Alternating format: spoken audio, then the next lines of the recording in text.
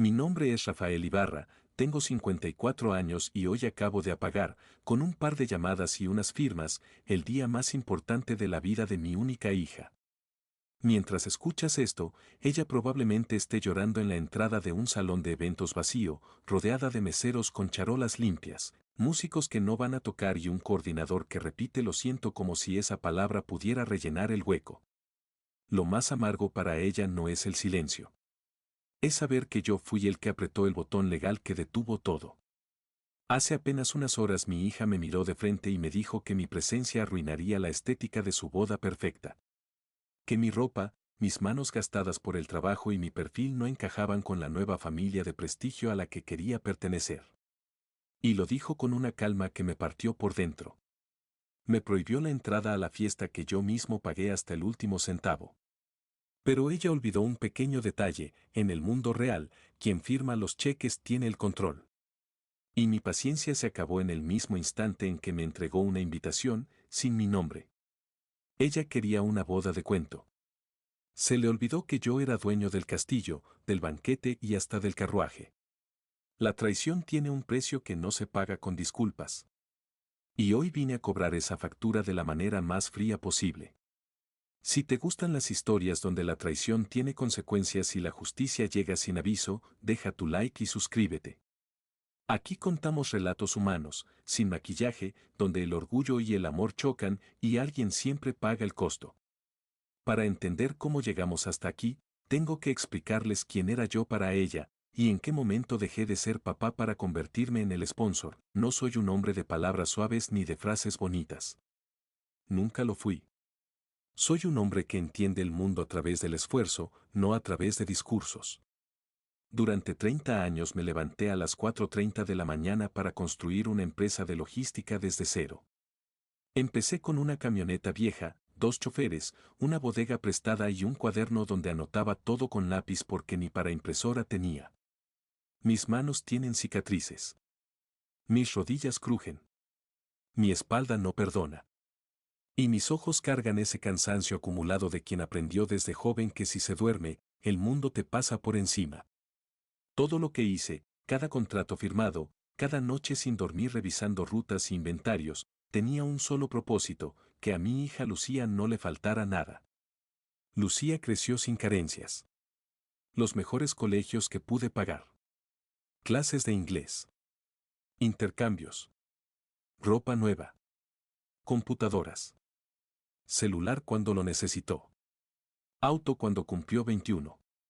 Yo quería que tuviera una vida que yo nunca tuve. Pero creo que nunca entendió el sacrificio detrás de esa vida. Para Lucía, el dinero era algo que aparecía, llegaba en una tarjeta, en una transferencia, en un no te preocupes. Y ese fue mi error más grande: yo resolvía todo tan rápido, que ella nunca vio el costo. Nuestra relación era estable. O al menos eso me decía mi ceguera de padre. Yo era el proveedor, el pilar, el hombre que arreglaba cualquier problema con una llamada. Lucía me llamaba papá con una sonrisa cuando necesitaba cubrir el sobregiro de su cuenta. Y yo, por amor o por estupidez, cedía. Hace 2 años Lucía conoció a Santiago. Santiago viene de una familia que vive de apariencias. Gente que habla de tradición, apellido, linaje y círculos. Viven en una zona cara, en casas que parecen catálogo, y se mueven en un mundo donde el valor de una persona se mide por la etiqueta del vino, por el club al que pertenece, por el apellido que aparece en una invitación. Santiago no tiene un empleo real. Dice que gestiona inversiones, pero la verdad es que administra el patrimonio de sus padres y se da la vida de un ejecutivo sin haber sudado para ganársela. Desde el primer día sentí cómo me miraban por encima del hombro. En las cenas, su familia hablaba de viajes a Europa como si fueran idas al súper. Hablaban de la casa de descanso como si todos tuviéramos una. Yo guardaba silencio. No por ignorancia, sino porque entendí rápido que ahí no se trataba de conversar, se trataba de posar. Lo peor fue ver a mi hija empezar a adoptar esos mismos aires. Lucía empezó a cambiar su forma de vestir, su forma de hablar y, lo más doloroso, la forma en que me presentaba. Antes era, mi papá, Rafael, el que levantó su empresa desde cero. Después se volvió, Rafa, trabaja en transporte. Como si mi vida pudiera resumirse en una palabra que suena simple. Como si transporte no fuera la columna vertebral de medio país. Como si mi trabajo fuera vergonzoso. Cuando Santiago le pidió matrimonio, Lucía vino a verme con una lista que parecía el presupuesto de un pequeño estado. Flores importadas. Un salón que solo se renta a eventos premium. Banquete diseñado por un chef reconocido. Orquesta en vivo. Fotografía cinematográfica.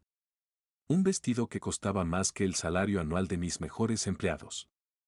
Ella me abrazó, me dijo eres el mejor papá del mundo y me prometió que esa boda sería el orgullo de la familia. Yo vi a mi hija feliz y me tragué cualquier duda. Acepté. Firmé cada contrato. Puse mi tarjeta personal como garantía del salón. Pagué depósitos. Autoricé anticipos. Y cuando algo subía de precio, yo cubría la diferencia. El costo total era una cifra que a cualquiera le haría temblar las piernas. Pero para mí era el regalo final. El cierre de mi ciclo como protector. Yo de verdad me visualizaba caminándola por el pasillo, entregándola en el altar, sintiendo esa mezcla de orgullo y tristeza que tienen los padres cuando sueltan una mano. Durante meses pagué todo. Lucía me mandaba fotos del menú, de las pruebas de decoración, del diseño de invitaciones, pero nunca me invitó a ninguna reunión. Siempre había una excusa. Papá, es que estás ocupado. Papá, es que eso es más de estética. Papá, es que Santiago y mi suegra se están encargando. Mi suegra política. Verónica. Una mujer que me miraba como si yo fuera polvo en su zapato. Yo no dije nada. Pensé, mi hija solo quiere que todo salga perfecto. Qué inocente, unas semanas antes del evento, el ambiente empezó a ponerse raro. Lucía dejó de responder mis llamadas con la misma rapidez. Cuando hablábamos, se notaba tensa, cortante. En una ocasión, durante una llamada, escuché de fondo la voz de Verónica. Espero que tu papá entienda que hay ciertos niveles que debemos mantener en la recepción. Lucía se rió nerviosa. Yo me quedé callado. Soy un hombre de negocios. Sé leer entre líneas. Pero me negaba a creer que mi propia sangre se avergonzara de mí.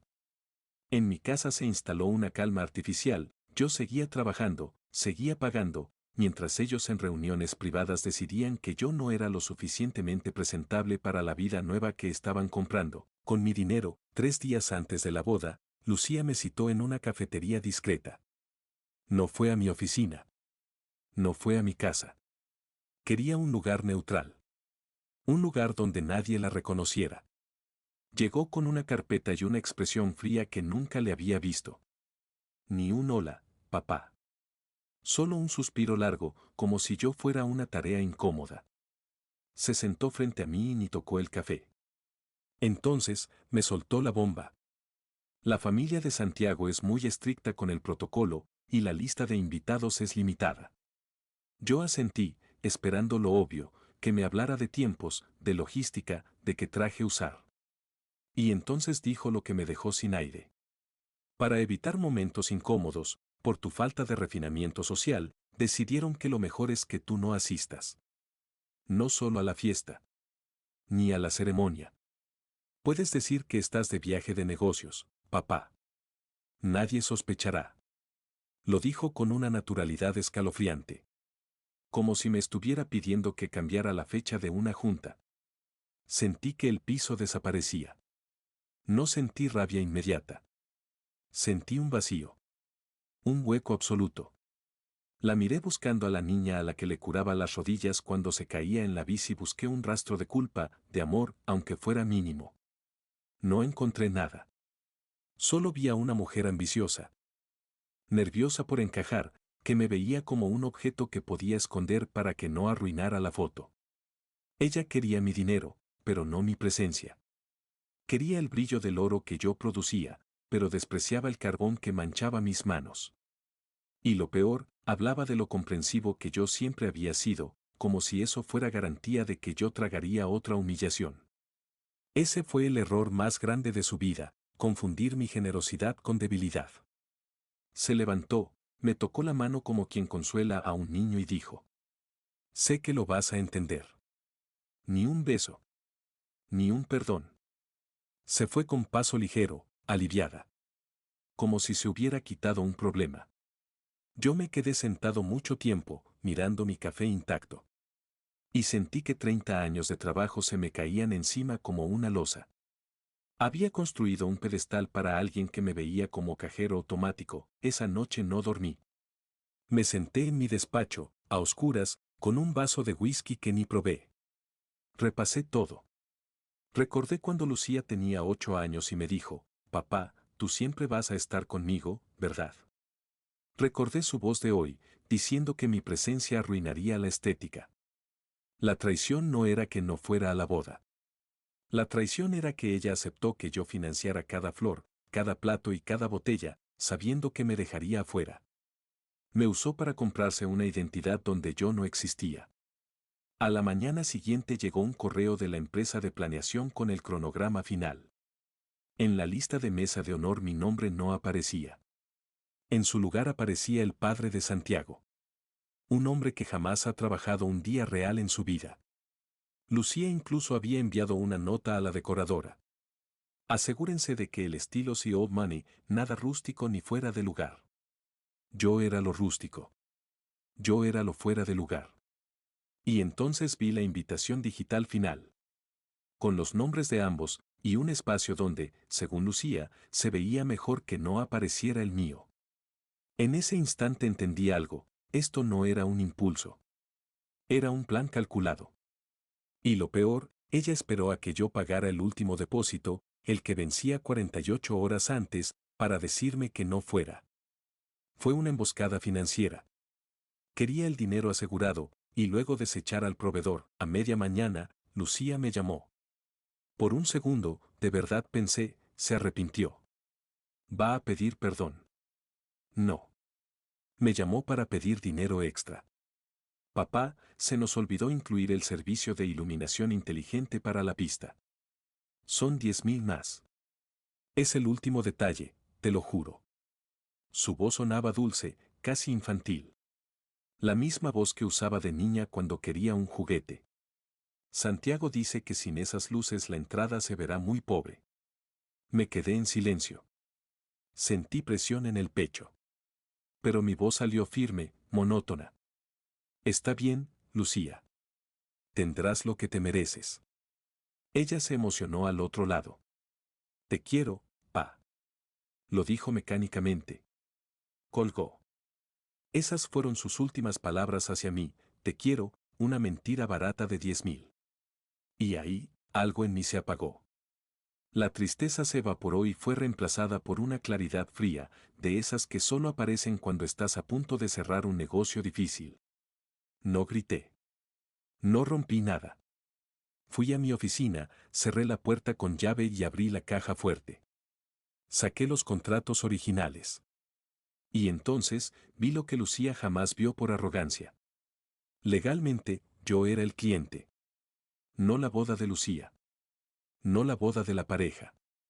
Los contratos estaban a nombre de Rafael Ibarra. Cada cláusula de cancelación, cada derecho de rescisión, cada política de reembolso, era mía. Pasé la tarde leyendo letra pequeña. Salón. Catering. Orquesta. Fotografía. Flores. Seguridad. Coordinación. Todos tenían cláusulas de cancelación de último minuto. Sí, perdería dinero. Penalizaciones. Depósitos. Pero me quedaba lo suficiente para dar una lección que no olvidaría. Mi hija quería una boda perfecta sin su padre. Pues tendría exactamente lo que pidió. Una boda sin mí. El problema es que sin mí no habría boda. Esa misma tarde me llegó una foto. Lucía. Santiago y sus padres brindando en una cena privada de ensayo. En el pie de foto, Santiago escribió: por fin, solo nosotros. La familia que siempre soñamos. Yo no estaba. Ni en la foto. Ni en el plan. Ni en el corazón. Me habían borrado antes de que el evento empezara. Y por primera vez, mi orgullo habló más fuerte que mi amor. Esa noche hice llamadas. Cortas. Profesionales. Sin emoción. Buenas noches. Soy Rafael Ibarra. Titular del contrato. Vengo a cancelar el servicio. Uno por uno. No me importaban las multas. El costo de mi dignidad no tiene precio. Cuando colgué la última llamada, sentí algo extraño, paz. No alegría. No triunfo. Paz. Porque por primera vez en años, dejé de negociar mi valor, llamé a mi abogado, Héctor Mena. Nos reunimos esa misma noche. Le puse los contratos sobre el escritorio y le expliqué todo sin drama, como quien presenta un balance. Héctor me miró con sorpresa y respeto. Si cancelas ahora, pierdes al menos el 40% de los depósitos. No es pérdida, le dije. Es inversión en mi respeto propio. Quería que todo quedara limpio. Notificaciones formales de cancelación. Confirmaciones por escrito. Instrucciones claras a seguridad, evento cancelado por decisión del titular. Cero espacio para que ellos inventaran una historia creíble. La clave era el tiempo. Si cancelaba con días de anticipación, Santiago o sus padres podían intentar cubrir con un préstamo, presionar al salón, improvisar. Pero si lo hacía el mismo día, estaban acabados. La logística de un evento de ese tamaño no se improvisa en horas. El viernes trabajé normal. Mi secretaria incluso me preguntó si necesitaba transporte al evento. Yo solo dije que mis planes habían cambiado. Mientras tanto, en el teléfono, Lucía enviaba mensajes. Fotos del peinado. ¡Qué nervios! Quejas del clima. Recordatorios de que no se me ocurriera aparecer. Yo leía todo y no respondía. Dejé que creyera que su padre, el viejo sumiso, estaba en casa tragándose el orgullo.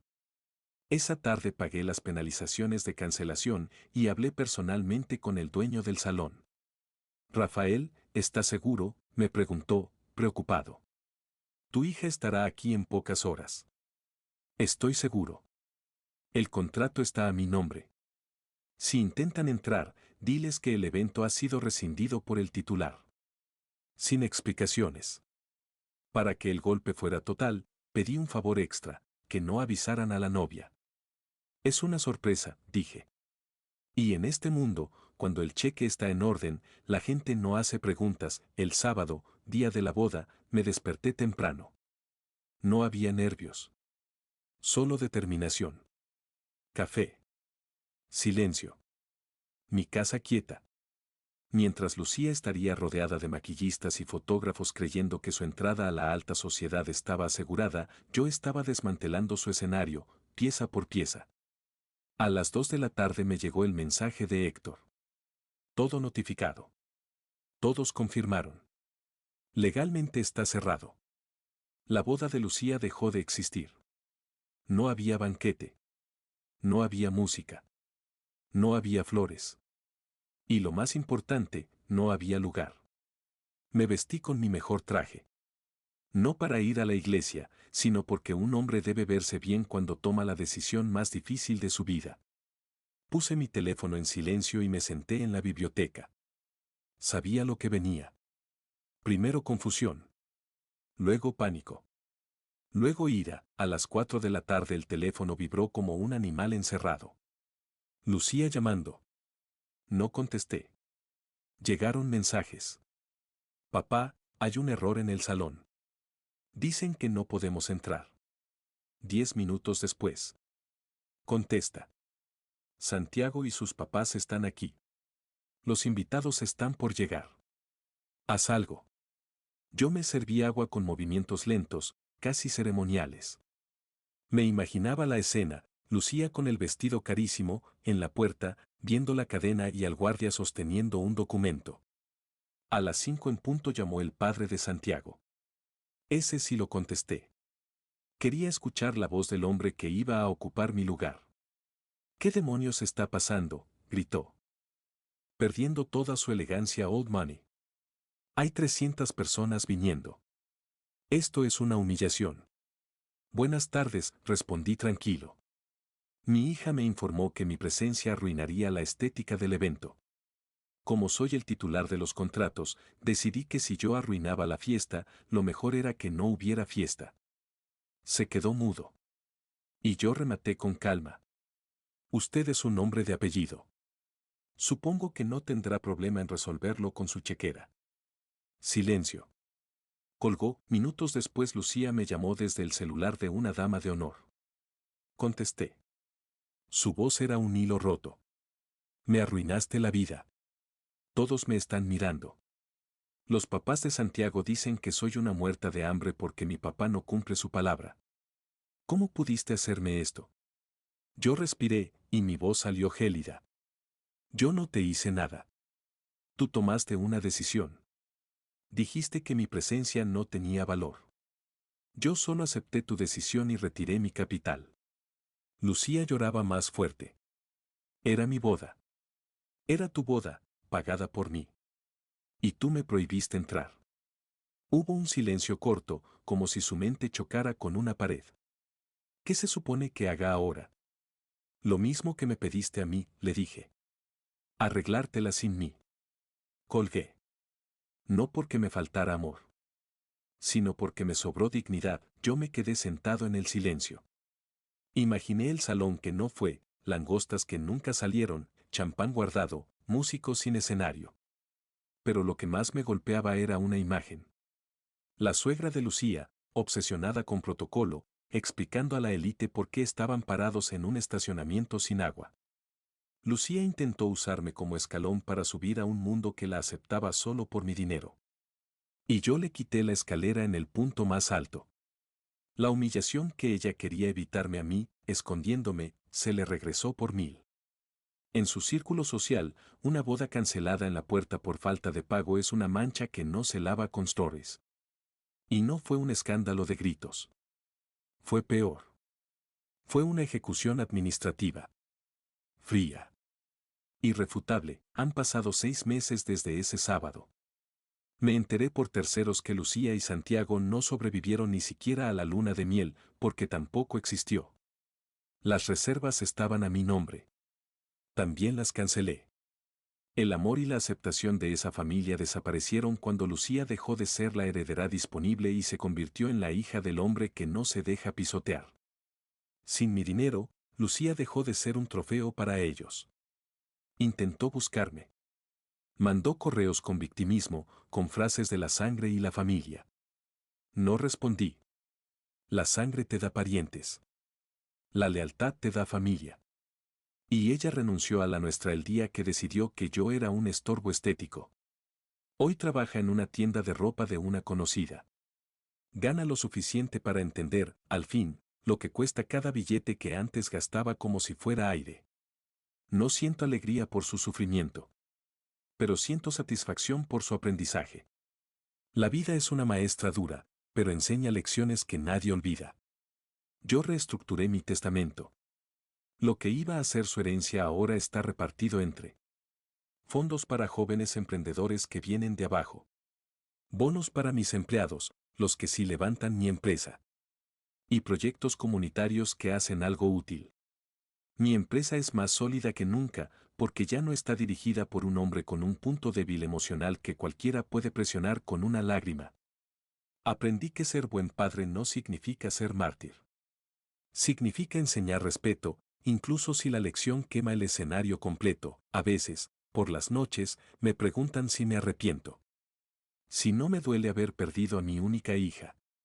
Mi respuesta es siempre la misma. Yo no perdí a nadie. La hija que yo creía tener, no existía. Era una construcción hecha de mi generosidad. La mujer real era la que me expulsó de su boda. Y a esa mujer, no la quiero en mi vida. Mi conciencia está tranquila porque actué con la misma frialdad con la que fui tratado. La justicia no siempre llega en un tribunal. A veces la justicia es simplemente dejar que la gente pruebe el veneno que preparó para otros. Ella quería una boda sin su padre. Le di exactamente eso. Ahora tiene una vida sin su padre. Y espero que la disfrute con la misma intensidad con la que disfrutó planeando mi humillación, si esta historia te pegó como a mí me pegó vivirla. Deja tu like y dime en comentarios, ¿tú qué habrías hecho? Y si no estás suscrito, activa la campanita, aquí seguimos contando historias donde la traición no sale gratis y donde el respeto, tarde o temprano, se cobra.